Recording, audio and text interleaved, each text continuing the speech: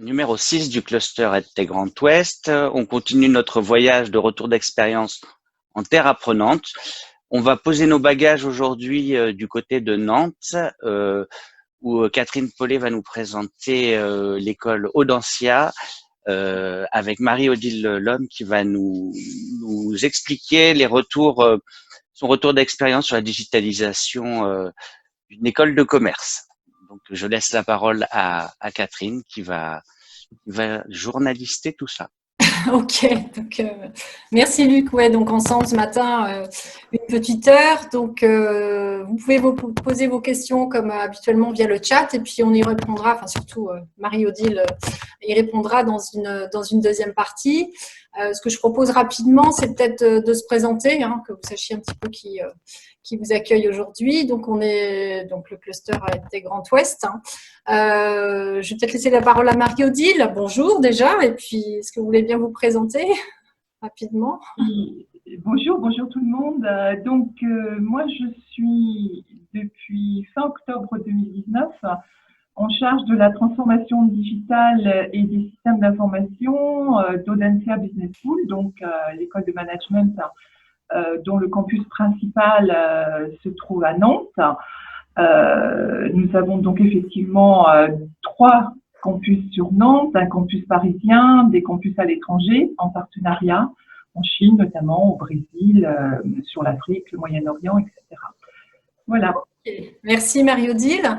Donc Luc et Hubert, qui sont les acolytes toujours présents au webinaire, est-ce que vous voulez bien rapidement, succinctement vous présenter pour ce voyage? Micro. Non, il ne faut plus parler. Ah, Luc, tu as coupé ton micro.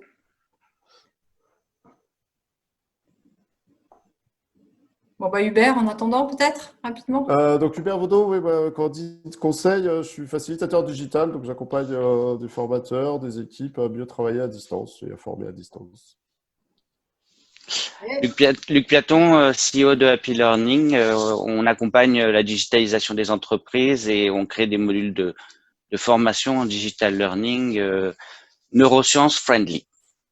Ok, très bien. Et donc pour ma part, donc je suis Catherine Paulet, consultante et ingénieure formation. Et puis bon, j'accompagne les entreprises dans leur stratégie de formation, l'ingénierie pédagogique, la coordination. Et puis je suis aussi formatrice. Voilà, donc ce matin, une petite heure.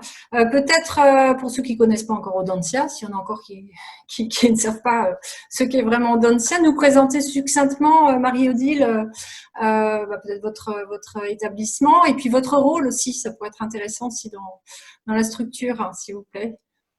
Donc l'école, c'est, moi j'ai coutume de dire en fait, parce que je viens du monde de l'entreprise et donc mes références sont assez orientées de ce côté-là. J'ai coutume de dire que l'école c'est un bel ETI. On est 380 collaborateurs en fait.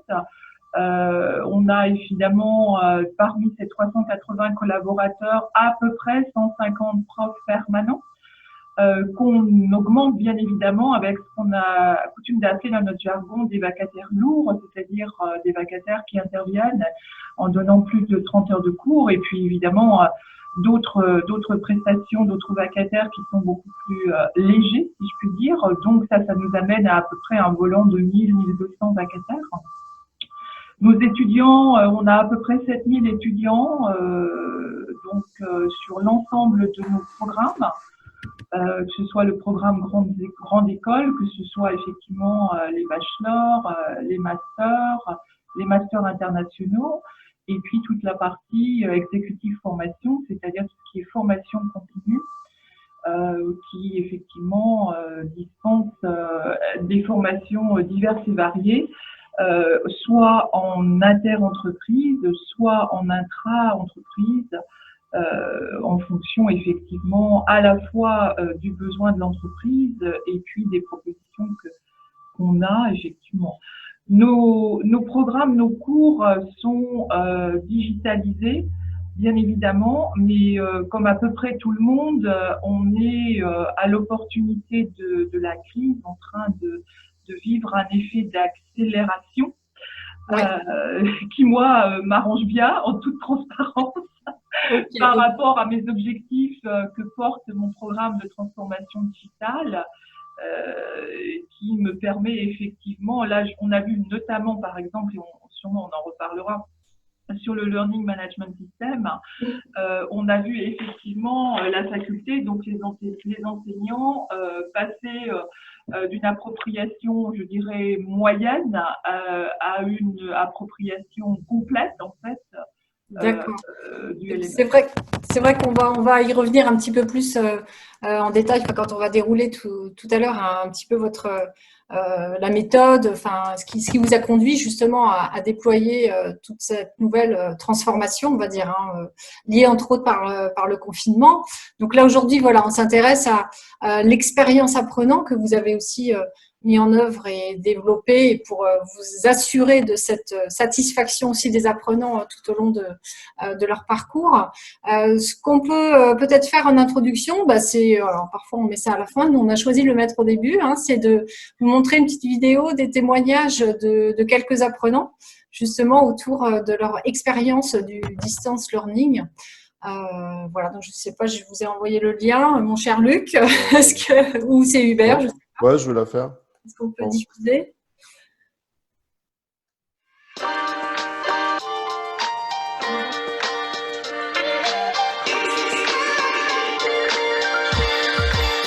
Je vis très bien le confinement.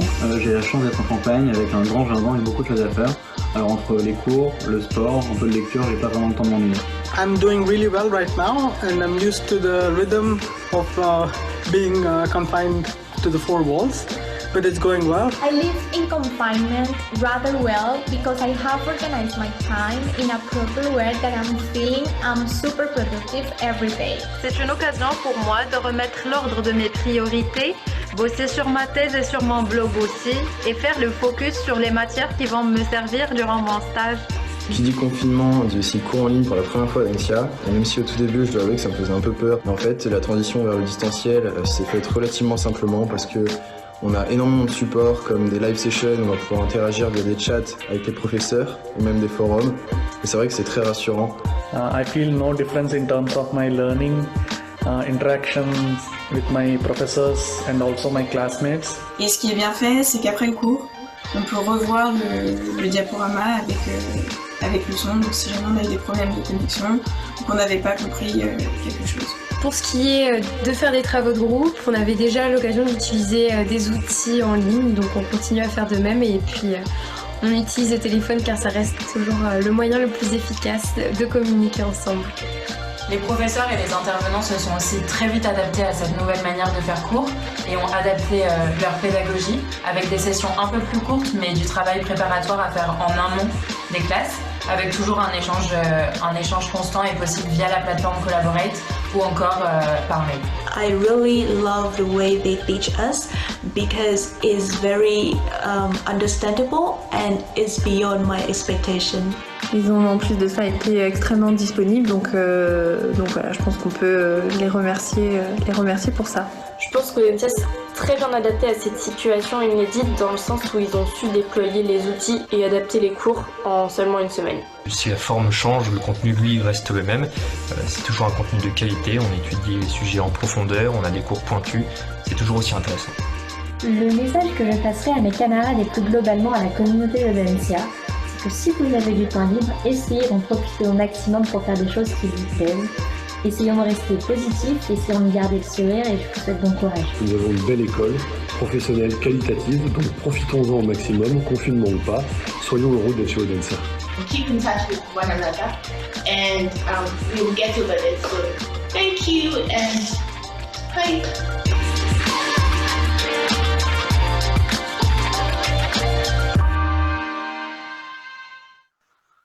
Waouh, c'est assez engageant, assez positif, je trouve. Bon, je pense qu'il y a peut-être aussi quelques points, on va pas dire négatifs, mais peut-être des axes d'amélioration qui seraient intéressants, certainement que vous puissiez nous révéler plus tard. Mais là, est-ce que vous pouvez nous parler du chemin réflexif justement que vous avez suivi pour développer cette expérience apprenant, notamment sous l'injonction du confinement qu'on a tous subi? Alors, ce qui est important, c'est que c'est pas quelque chose qu'on a obtenu, je dirais, pas instantanément, c'est le résultat d'un travail de fond qui existe, qui est fait au quotidien, bien avant le confinement.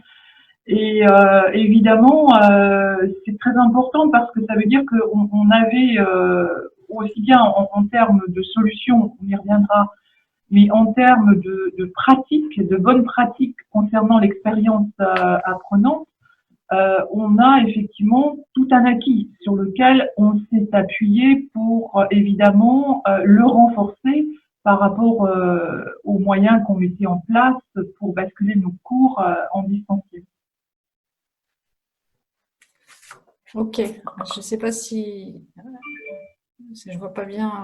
Marie-Odile, c'est bon, oui, vous avez fini? Oui. D'accord. Et donc, Marie-Odile, parlez un petit peu plus proche du micro, on ne vous entend pas toujours très bien. Ah bon, ça c'est parce que mon PC est loin. Je suis. Alors, ok, on va arranger ça. Il n'y a pas de souci. La technique ne doit pas me résister. Est-ce que c'est mieux? Pour moi, c'est pareil, mais bon. Bon, je suis désolée, je pense que je ne pourrais pas faire grand-chose de mieux. On va faire avec. D'accord. Sauf s'il y a des soucis, vous nous le dites dans le chat, mais bon. Non, mais je peux parler plus fort aussi, ça c'est pas du tout un souci en ce qui me concerne. Voilà. Et donc, quelle méthode, en fait, vous avez déployée pour répondre à cet enjeu, à ces objectifs? Et sur quelles données aussi, peut-être nous dire, vous vous êtes appuyé? Alors, les données sur lesquelles on s'est appuyé, c'est tout simplement des données de suivi qui sont des données de suivi permanentes, en fait. La direction des programmes, la direction académique s'est appuyée sur tout son dispositif habituel, en fait, pour effectivement auditer en permanence et quasiment au quotidien l'expérience apprenante. Par rapport au dispositif de pilotage que nous avons mis en place, bien évidemment, dès qu'on a été sollicité par le MESPRI, donc par le ministère, on a réouvert notre plan de continuité de l'activité, qui est un document qui existe de manière permanente, et on l'a adapté évidemment à la situation du Covid-19, donc cette situation de confinement et surtout cette situation de fermeture de l'école, parce qu'on a d'abord fermé l'école et puis après on s'est confiné dans la foulée. Donc, du coup, on a mis en place un comité de pilotage pédagogique quotidien qui, effectivement, a rassemblé tous les acteurs, tous les intervenants, à la fois sur la continuité pédagogique, donc tout l'accompagnement pédagogique au travers des ingénieurs pédagogiques et de la direction donc de l'innovation pédagogique, mes équipes, c'est-à-dire la direction des systèmes d'information dont le rôle est d'assurer effectivement le bon fonctionnement de toute la couche outils, et puis bien évidemment la direction des programmes, la direction académique, parce que vous vous en doutez, il a fallu faire en une semaine une reprogrammation complète de nos programmes, de nos cours, pour l'ensemble effectivement des programmes dispensés par l'école. Ça a supposé un travail assez important, vraiment très très important, qui nous a permis effectivement à l'heure dite de basculer tous nos cours en distanciel. D'accord. Et vous avez mis dans cette, on entend bien cette collaboration interservice très très forte, sans quoi vous n'auriez certainement pas pu mettre en œuvre tout ce dispositif. Est-ce que vous aviez également mis les apprenants au cœur de votre réflexion? Oui, alors les apprenants étaient effectivement au cœur de notre réflexion, mais pas au cœur du comité de pilotage pédagogique. Par contre, les sondes, entre guillemets, étaient en place. C'est-à-dire que la direction de l'innovation, donc pédagogique, se chargeait effectivement des échanges, des briefs, etc. avec la faculté, donc avec les enseignants. La direction des programmes appuyée, comme vous avez pu le voir dans la petite vidéo, par la direction de la communication, s'est occupée effectivement de recueillir les témoignages de l'ensemble des apprenants. Et puis, on a partagé aussi avec des pairs, bien évidemment, et tous ces éléments-là, en fait, de façon continue. Et chaque comité pédagogique, d'abord quotidien, puis ensuite bi-hebdomadaire, et aujourd'hui on en fait un par semaine, nous a permis effectivement de partager tout ça et justement de piloter de manière proactive en fait la manière dont on conduisait les choses. D'accord. Et on a une question d'ailleurs de Caroline qui demande combien en fait d'ingénieurs ou de coordinateurs pédagogiques vous aviez. C'est bien pas beaucoup. Ils sont pas nombreux en fait, mais bon, c'est le dispositif nominal de l'école. On a effectivement 4 ingénieurs pédagogiques, plus la directrice de l'innovation pédagogique elle-même. Il y a quelque chose, et donc on a effectivement capitalisé sur cette équipe qu'on a intégrée avec ma propre équipe, que j'ai effectivement fait monter en compétences fonctionnelles sur les outils, parce que j'assure effectivement avec mes équipes un support outil, mais qui n'est pas forcément un support métier, qui lui est assuré par la direction donc de l'innovation pédagogique. Et donc on a tout de suite pris la décision, avant de basculer les cours en distanciel, de créer une sorte de task force en fait, une équipe intégrée qui rassemblait donc nos ingénieurs pédagogiques avec la directrice de l'innovation pédagogique, moi-même, mon DSI et certaines des ressources en fait de la partie opération de ma DSI qui assure le support outil, qui assure le support applicatif, mais sur les outils, on va dire métiers de gestion de l'école et pas forcément effectivement sur les outils pédagogiques eux-mêmes. Et donc on les a fait monter en compétences de manière à pouvoir assurer une planification et des rotations qui étaient supportables pour les équipes. Les 2 premières semaines, les équipes ont été sur le pont, y compris le samedi et le dimanche. Oui, d'accord. Donc ça veut dire beaucoup de mise en œuvre, de moyens humains, matériels. Il y a peut-être aussi, comment ça s'est passé au niveau des freins, peut-être aussi financiers ou en termes de technopédagogie. Comment ça s'est passé? Alors sur les aspects financiers, quelque part, on n'est toujours pas dans une mauvaise configuration. Pourquoi? Parce que moi je conduis donc le programme de transformation digitale, qui est un des programmes stratégiques et prioritaires de l'école, et effectivement qui se situe en termes de ranking tout à fait en haut du budget global de l'école. Donc le budget était présent. Après, il faut bien comprendre une chose, c'est que on s'est appuyé aussi sur des solutions déjà en place, depuis longtemps, que ce soit sur la partie LMS, que ce soit sur la partie outils collaboratifs. Donc, on n'a pas soudain décidé effectivement d'investir, d'ailleurs on n'aurait pas su le faire dans un délai aussi court, sur des solutions technologiques, puisque les solutions technologiques étaient déjà là. Et donc, quels outils justement, vous pouvez nous en parler ou... Alors, sur la partie Learning Management System, en fait, on utilise Blackboard Learn dans sa version originale. Là, on est en train de migrer vers la version Ultra. Et donc, avec l'interface de connexion, donc celle qui permet de créer les classes virtuelles collaborate, en fait.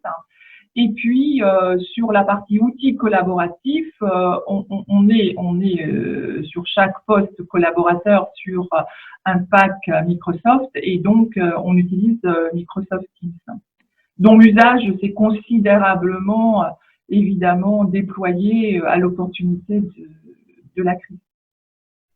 Ok. Et oui, alors on l'a pas dit tout à l'heure, mais Audencia fête ses 120 ans cette année, donc bon, ce qui n'est pas forcément le meilleur des anniversaires d'un point de vue multi-festif, mais bon, vous allez, peut-être reporter, vous en parlez aussi, mais ça me rappelle aussi une récente interview là de Christophe Germain, le directeur général d'Audencia, qui indiquait que voilà, la force était toujours cette audace et cette agilité qui vous caractérise pour toujours se réinventer. Donc forcément, c'est le lien là dont vous parlez, l'innovation pédagogique forte. Est-ce que vous pouvez justement nous en parler un petit peu plus de cette innovation pédagogique? Oui, clairement oui. En fait, ce qui se passe, parce qu'on est vraiment dans un continuum, et là notre objectif sur lequel on travaille, c'est effectivement la rentrée de septembre. Clairement, on a basculé effectivement sur du tout distanciel avec des formats de cours qui étaient des formats de cours existants.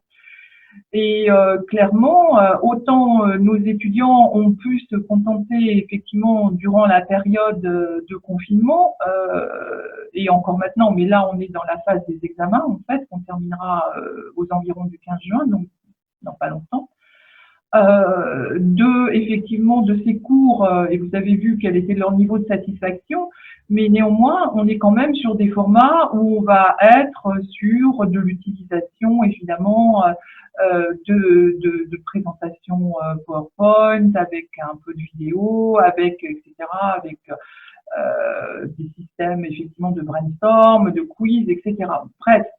Tout ça est très satisfaisant par rapport à la contrainte dans laquelle on se retrouvait, mais on est parfaitement conscient et on y travaille véritablement de façon très importante que ces formats en fait pédagogiques ne sont pas ceux que l'on peut continuer en fait à dispenser. Alors il ne s'agit pas de faire la révolution et de demander à nos profs durant l'été, c'est-à-dire grosso modo entre le 20 juillet et le 17 août, de revoir complètement l'ensemble de leurs cours. C'est pas ça l'idée, mais l'idée c'est avec mes équipes au travers du programme de transformation digitale et la direction de l'innovation pédagogique, d'aller sur effectivement de l'enrichissement des formats pédagogiques pour véritablement atteindre notre objectif clairement affiché, qui est d'être sur un enseignement multimodal.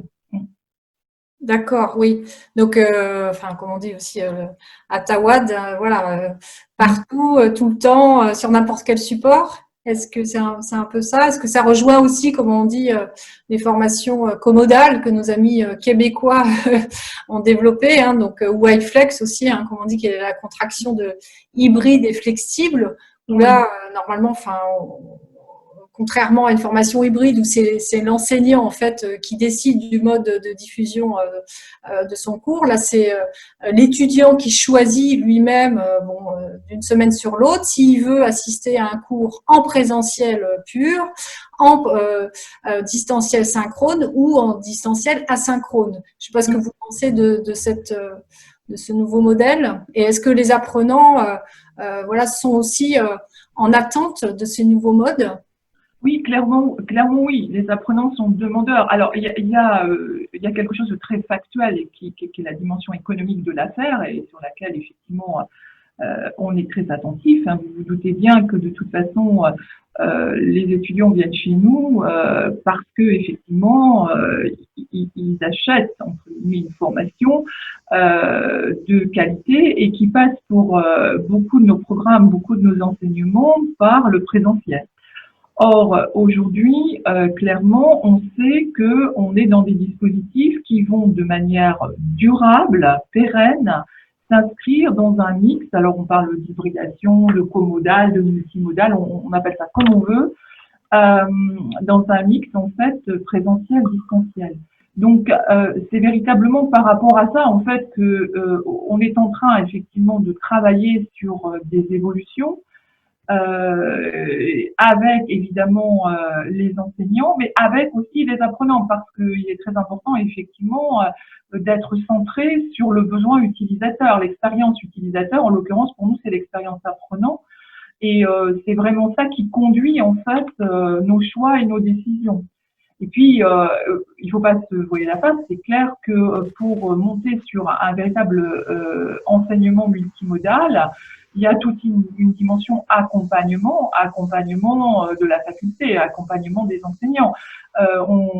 Moi, je suis en train de travailler là sur la mise en place, effectivement, d'un dispositif de classe dont je n'ai pas encore évalué le nombre, mais qui consisterait à nous doter effectivement d'un système qui nous permettrait d'avoir dans la salle de cours en fait des étudiants en présentiel et d'avoir évidemment un nombre plus important sur le même cours d'étudiants en distanciel via évidemment, vous en doutez, des solutions technologiques qui vont associer l'audiovisuel, le web, la solution logicielle et tous les capteurs son et images qu'on peut envisager.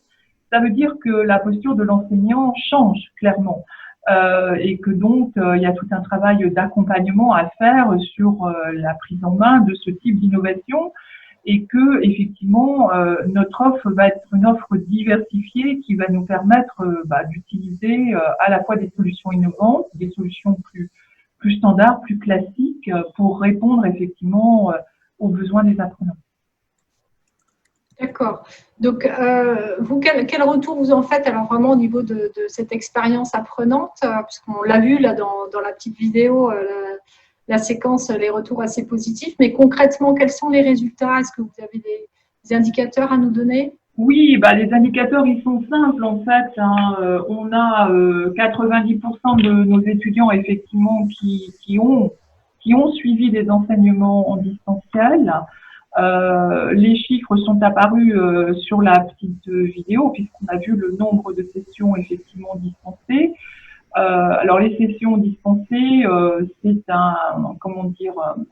c'est des sessions dispensées à l'échelle de la semaine, il faut bien le comprendre. Donc on est vraiment sur un phénomène de forte appropriation et de forte adhésion. Cependant, on s'est heurté au même problème que tout le monde parce que quand notre étudiant n'était pas dans une zone couverte par une bonne couverture Wi-Fi et qu'il fallait qu'il bascule sur un partage de connexion mobile qui n'était pas toujours possible parce que là aussi non plus il n'avait pas une bonne couverture en connexion mobile, et puis ça pouvait aussi être le cas de l'enseignant. On a eu quelques soucis, quelques problèmes qu'il a fallu régler.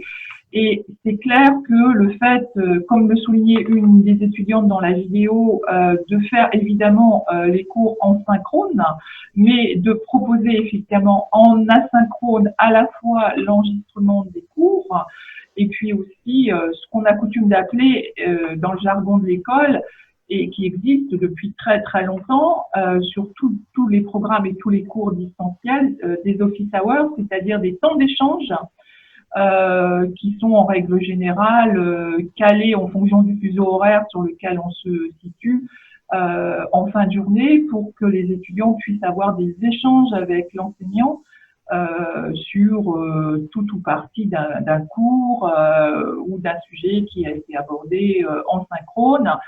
Si l'étudiant n'a pas pu effectivement se connecter de manière fiable sur le synchrone, il a cette option-là en fait. Et puis c'est clair qu'on a aussi répondu directement à des sollicitations d'étudiants qui se trouvaient dans des difficultés particulières et ça va jusqu'évidemment à la réunion téléphonique ou à l'utilisation, si la connexion le permet, de l'outil collaboratif Teams pour monter des temps d'échange en fait. D'accord, donc on entend bien, enfin je pense on entend bien cette démarche itérative que vous avez entre les besoins des apprenants, les ressources que vous pouvez mettre à disposition et déployer, la collaboration très forte interservice qui est essentielle pour mener à bien une telle transformation, l'implication de toutes les parties prenantes, vous l'avez souligné, ça conduit bien sûr à une transformation aussi des parcours des apprenants que vous venez de citer. Moi, ce que j'aimerais savoir maintenant, c'est comment faites-vous pour maintenir l'engagement des apprenants justement autour de ce nouveau modèle? Alors, clairement, vous avez souligné tout à l'heure qu'effectivement, cette année, c'était les 120 ans de l'école. Alors, le plan événementiel, effectivement, disait 120 ans, 120 événements. C'est clair que là, on a forcément réduit la voilure, mais on a l'habitude d'avoir énormément, effectivement, de temps d'échange, d'activités, d'actions, de projets que l'on co-construit effectivement avec les étudiants. Donc clairement, on a juste quelque part amplifié effectivement cette dimension-là pour maintenir cet engagement des étudiants et clairement c'est vraiment quelque chose qui se fait au quotidien. Pas forcément autour d'actions extraordinaire quelque part, mais c'est aussi dans l'échange au quotidien, en passant évidemment par les représentants des étudiants des différents programmes, en maintenant de l'événementiel. Néanmoins, on a toujours maintenu de l'événementiel en utilisant énormément les outils collaboratifs. Pour vous dire, on a lancé donc la semaine dernière l'exercice de co-construction du plan stratégique 2021-2025 et on l'a lancé effectivement depuis notre amphi principal ici, qui est l'amphi de Nantes, en total distanciel, en fait, à l'aide d'un webinar et de l'utilisation des outils collaboratifs pour l'échange avec la direction générale, le président du conseil d'administration et tous les acteurs de ce plan stratégique. Ok. Et pour vous, parce qu'on entend autour de cette dimension ROI, mais également ROE forcément, hein, quels sont pour vous éventuellement qu'est-ce que vous tirez comme leçon de cette transformation et puis peut-être aussi les axes d'amélioration pour justement maintenir et renforcer cette expérience apprenant? Alors clairement, le retour, le ROE, donc sur l'expérience, il est majeur. Il est majeur. Moi, j'ai coutume de dire que j'ai gagné en moyenne à peu près 18 mois sur mon plan de transformation digitale. C'est énorme. C'est énorme. Après, en termes de retour sur investissement, clairement, moi j'ai un très très bon retour sur investissement par rapport au projet de ce plan de transformation digitale qui ont pu effectivement venir soutenir de façon très opportuniste mais très efficace les efforts qu'on a fait effectivement pour cette bascule de l'ensemble de nos programmes en distanciel. Maintenant, effectivement, les axes d'amélioration, ils sont apparus très très clairement et très vite, et ils étaient déjà connus en fait. C'est-à-dire que à l'opportunité du plan de transformation digitale, moi j'avais posé effectivement, j'ai deux axes dans le plan de transformation digitale, dont un qui est l'évolution du modèle opérationnel et la nécessité effectivement pour aller sur une véritable ambition digitale, effectivement, et du digital learning au bon niveau, c'est-à-dire par rapport à nos objectifs, de faire évoluer ce modèle opérationnel d'Audencia. Donc là, clairement, la crise a servi de révélateur et de caisse de résonance à cet objectif que moi j'affiche depuis effectivement que j'ai pris en charge ce programme. Et donc là, du coup, j'ai un gain notable puisque là aussi, j'ai un effet d'accélération par rapport aux prises de décision de l'évolution du modèle opérationnel de l'école. D'accord. Donc là, je vois l'heure qui tourne. Donc, si on veut respecter le timing, et puis, comme on dit, on a tous une vie après ces webinaires, hein, si riche soit-il. Qu'est-ce que vous auriez comme… parce que là, bon, on sait qu'Audencia, c'est quand même… on peut le dire, hein, c'est la grosse machine, ce sont des gros moyens, voilà, il y a beaucoup d'étudiants aussi, ce qui est aussi proportionnel. Quel conseil vous pourriez donner à des organismes de formation ou à toute organisation qui a à cœur justement de s'assurer de la satisfaction de ses apprenants? Je pense que ça, c'est des choses, je dirais, si je puis dire, à s'assurer de la satisfaction de ses apprenants. C'est un principe pour moi qui est vraiment de base et fondateur et qui se retrouve dans tous les organismes, petits, moyens ou grands, qui effectivement font de la formation. Maintenant, je pense que là, avec effectivement cette crise, on a pris conscience effectivement de l'importance et cette importance va aller encore en grandissant effectivement de tout ce qui est digital learning, même si effectivement il y a des choses qui sont présentes et évidemment de belles réalisations. Moi, sur ce terrain-là, mon seul conseil, mon seul retour d'expérience qui du coup me conduit peut-être à un conseil, c'est que c'est pas dans une situation de crise qu'on fait monter un dispositif, ça ne marche pas. C'est quelque chose qu'on prépare de manière, quasi quotidienne. C'est-à-dire que si effectivement, et là je pense que tout le monde est conscient du fait que le digital learning, c'est là où il faut être, pour ceux qui ont du retard, mon seul conseil, c'est de le combler rapidement. Et justement, grâce au monde des EdTech, avec lequel je travaille énormément, hein, je ne travaille pas qu'avec avec des grands comme Blackboard, bien évidemment pas.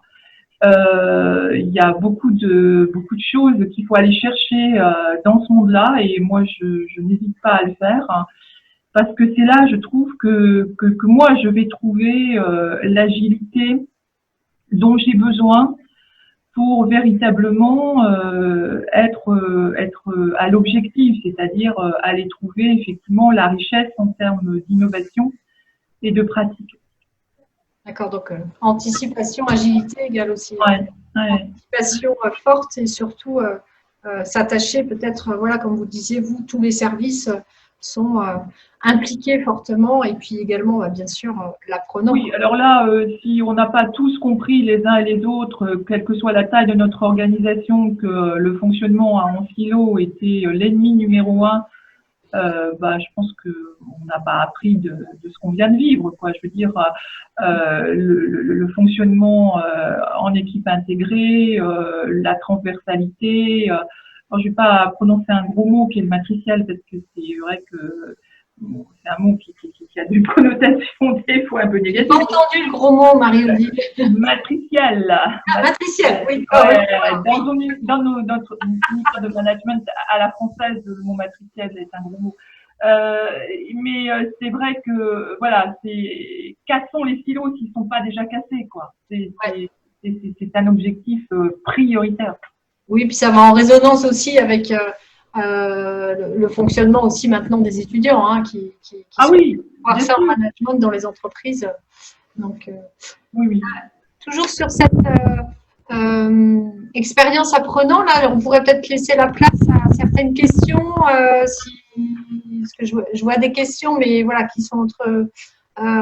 Est-ce que ce retour d'expérience… Alors, vous pouvez aussi prendre la main, hein, si c'est possible, d'ouvrir vos micros pour directement poser une question à Marie-Odile, hein, si vous le souhaitez. Donc, je ne sais pas si Stéphane ou Sylvie ou qui avait-on d'autre qui avait posé une question. J'avais une question, Luc. J'avais une question sur la conduite au changement. Là, on a bien vu, c'est intéressant justement de voir que tout ce travail, il était initié en amont et que vous n'êtes pas fait en gros surprendre par cette grande crise. Ça a sûrement accéléré, hein, bien sûr. Est-ce qu'il y a eu plus des réticences au niveau de certains professeurs, au niveau de la conduite du changement? Tout le monde était déjà embarqué ou vous avez encore… Non, tout le monde n'était pas déjà embarqué. Après, comme on a coutume de dire, nécessité fait loi. Donc, clairement, ils ont très vite compris, y compris sur ceux qui étaient les plus, éloignés, en fait, de l'outil digital, que, voilà, il fallait y aller. Donc, ce qu'on a fait, c'est qu'effectivement, on a beaucoup travaillé sur l'accompagnement, et tout ça a été réalisé par notre équipe d'ingénieurs pédagogiques qui a multiplié, mais vraiment de manière quotidienne, les webinars de prise en main, des outils d'accompagnement sur les outils, etc. On s'y est tous mis. Moi, j'ai aussi, il y a ça aussi, je veux dire, je disais, il faut casser les silos, mais la notion de hiérarchie est aussi quelque chose à bannir, y compris dans une organisation aussi structurée que peut l'être une école comme la nôtre. C'est-à-dire que ma collègue, la directrice de l'innovation pédagogique, a animé des webinars. Moi-même, j'ai effectivement fait l'exercice aux côtés de mes équipes sur les outils collaboratifs. Voilà, on a vraiment beaucoup œuvré sur la conduite du changement. Donc, cette expérience apprenant est de toute façon indissociable de cette, comme on dit, un learning community, de toute cette communauté d'enseignants aussi, forcément. Oui, alors c'est clair que moi j'ai coutume de dire par rapport à la situation dans laquelle on se trouvait avant le confinement, qu'on était dans la bonne vieille règle des 80-20, même si on pouvait dans les 80% effectivement avoir une hiérarchie en fait des pratiques en termes de digital learning du corps enseignant. On avait 20% effectivement des enseignants qui étaient extrêmement leaders sur effectivement l'enseignement digital, qui effectivement proposait, testait des innovations en permanence, sont les référents au sein de leur département, de leur programme sur effectivement l'enseignement digital. Et puis après, on se retrouvait avec 80% des enseignants, parmi lesquels on en avait un petit 5-6% qui étaient vraiment très, très, comment dire, éloignés de ce monde-là. Mais clairement, on a énormément appuyé sur l'accompagnement. Et quand je dis accompagnement, c'est-à-dire y compris du support d'un ingénieur pédagogique pendant la première session en distanciel. Voilà. D'accord. C'est assez prometteur, assez engageant aussi, hein, je trouve. Est-ce qu'il y a d'autres questions, peut-être? Moi, j'avais une petite question. Bon, je sais pas ma caméra, mais je sais pas pourquoi. C'est pas grave. Donc, Stéphane à Lorient, je voulais savoir si ce retour d'expérience apprenante à distance, chez Audencia, mais aussi dans les autres grandes structures de l'enseignement supérieur, pouvait avoir des impacts à long terme sur le modèle économique et l'offre de formation que vous allez être amené à proposer dans les mois et années à venir, quoi. Et les risques et opportunités pour une grande école comme Audencia. C'est évident, c'est exactement ça en fait. Durant la période de confinement, et vous vous en doutez, on a travaillé effectivement sur des scénarios par rapport à nos objectifs, évidemment, de l'année. Et effectivement, avec cet angle risque-opportunité, et ces scénarios nous permettent effectivement de piloter de manière proactive par rapport aux résultats de nos recrutements, déjà, ça c'est la première chose. Et la deuxième chose, c'est que effectivement, notre ambition digitale a été clairement, comment dire, décrite et chiffrée en fait. Donc, c'est certain que l'impact sur le modèle économique, on a commencé à l'appréhender, on l'a traduit en scénario financier parce que c'était hyper important d'avoir les idées claires, si je puis dire, pour piloter proactivement. Mais on aura une bonne perception de ce que ça implique en termes d'évolution du modèle économique après la rentrée de septembre. Ok. Je ne sais pas si ça répond. Oui, bah oui. C'est un début de réponse, oui, tout à fait. Oui, bah oui, le fait d'avoir fait des projections financières, c'est la première chose à faire parce que effectivement, on a pris en compte ce que ça pouvait impliquer. Parce que en dehors effectivement de cette bascule en distanciel, clairement, il y avait déjà l'impact effectivement du confinement, la fermeture des frontières, etc. Donc on a fait parce qu'on sait bien faire en école de management, c'est-à-dire qu'on a fait des analyses financières, on a produit des scénarios, voilà. Et puis après, effectivement, moi, je suis arrivée en apportant effectivement les éléments. Et votre analyse entre la balance risque-opportunité, enfin, sans dévoiler les… Opportunité, clairement. Ouais. En étant très, très vigilant sur la dimension, enfin, je veux dire, quand on achète à hauteur de 15 000 euros, hein, c'est ça à peu près une année de programme grande école, on vient chercher quelque chose pour 15 000 euros. Quoi. Voilà. Donc, on est très, très vigilant quoi, par rapport effectivement… que la concurrence maintenant, elle est sans limite et internationale et on voyait des étudiants un peu partout, donc ils peuvent, à partir du moment où ils n'ont plus besoin de se déplacer dans un établissement pour avoir accès à l'enseignement, ils peuvent choisir d'aller n'importe où, quoi. Ouais. Oui, et c'est clairement ça en fait. Maintenant, ce à quoi on s'attache avec le comité de direction, c'est véritablement à faire cet exercice qui est toujours un exercice délicat et que j'ai fait plusieurs fois en entreprise, qui est de traduire dans une ambition digitale l'ADN de la structure et ça, c'est très important. C'est-à-dire qu'il faut que nos étudiants retrouvent dans un modèle économique qui nous amène sur un mix en fait distanciel, présentiel ou présentiel, distanciel, retrouvent ce qu'ils viennent chercher à Audencia. c'est ça en fait. C'est là-dessus que je concentre toute mon énergie en ce moment, quoi, parce que c'est ça qui fera la différence, clairement. Ok, merci.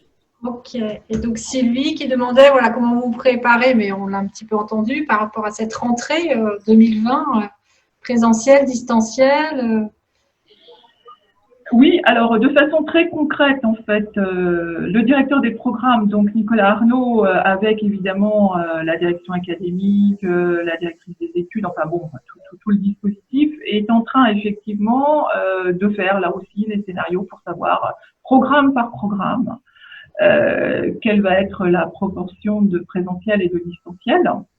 Donc là, on est véritablement sur la dimension académique, pédagogique, programmation, planification, évolution des parcours, etc. Donc tout ce travail est entamé déjà depuis plus d'une quinzaine, 3 semaines facilement.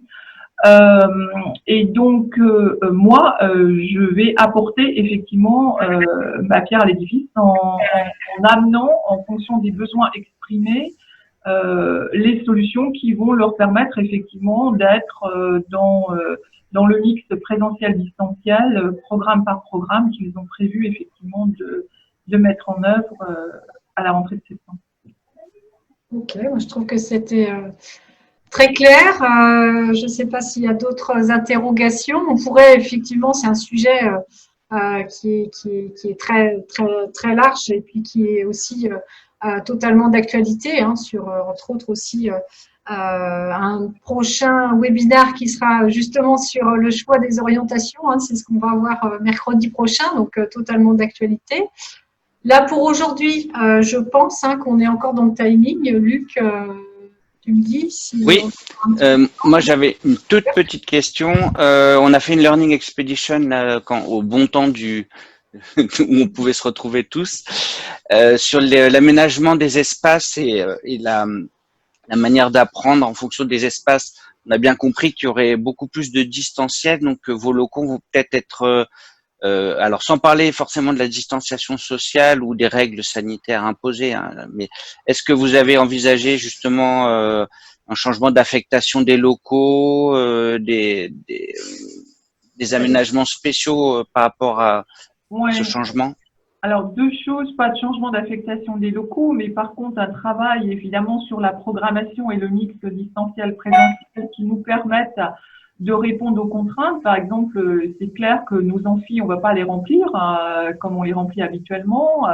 Nos salles de cours, on ne mettra pas 40 étudiants dans une salle de cours, mais on en mettra 20. Donc, effectivement, ça, c'est un premier travail qu'on fait simplement sur la programmation, en fait. Après, en termes d'aménagement des locaux, on dispose déjà de locaux au travers du au campus de la Jonelière, où on a 3 amphis qui sont totalement équipés en multimédia.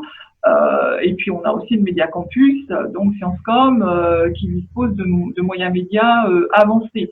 Et là, je suis en train de travailler effectivement sur des solutions logicielles et équipements de la salle qui permettent de faire à la fois du distanciel et du présentiel. Avec des caméras qui suivent peut-être un petit peu les… Là, je suis en train de discuter avec les acteurs majeurs de ce type d'équipement, en fait. Hein, et puis aussi, par exemple, là, je vais demain matin rencontrer l'ENI, qui a développé des solutions en propre, en fait, et je vais voir comment je peux utilement collaborer avec un acteur du territoire sur ces sujets-là. Ok, merci. Je crois que Juliette avait peut-être levé la main, là, non? Non. Une question? Non. Bon.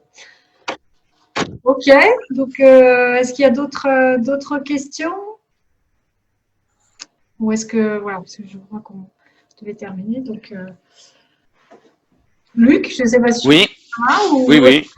Ben, très bien. Non, je trouvais ça très intéressant. On a eu des retours d'expérience lors d'un autre webinaire sur une transformation rapide et peut-être un petit peu plus poussée. Et là, on avait un petit peu plus d'avance dans le calendrier de voir je trouvais ça intéressant d'avoir cette histoire de notion de 18 mois de gain par rapport à finalement à quelque chose qui était un désavantage et qui peut être vu sous un angle d'avantage. Hein. Il faut essayer de rester confiant dans cette période. Donc non, je trouve ça très intéressant et merci beaucoup à Marie-Odile pour ce retour. Puis la vidéo très engageante et c'est sympa d'avoir un petit peu des étudiants du monde entier. Ça va égayer notre journée, j'ai trouvé. Donc, on va se retrouver la semaine prochaine pour un nouveau retour d'expérience, comme tu le disais tout à l'heure. On remercie, on voulait citer le comité départemental 35 qui nous soutient et pour lequel on essaye aussi d'axer nos webinaires sur les expériences apprenantes et sur le dispatch dans le territoire. Donc là, on est à Nantes. On va bouger encore la semaine prochaine pour un nouveau voyage. J'espère et j'en suis quasiment sûr qu'il sera aussi intéressant, aussi enrichissant. Donc, on vous souhaite une bonne semaine et puis on vous... Comment? Avec Pitango, c'est ça? Oui. Oui. Oui. Ça va. Et puis alors donc oui, c'est ça sur le site internet. On vous invite, le site internet Cluster EdTech Grand Ouest, à faire part de vos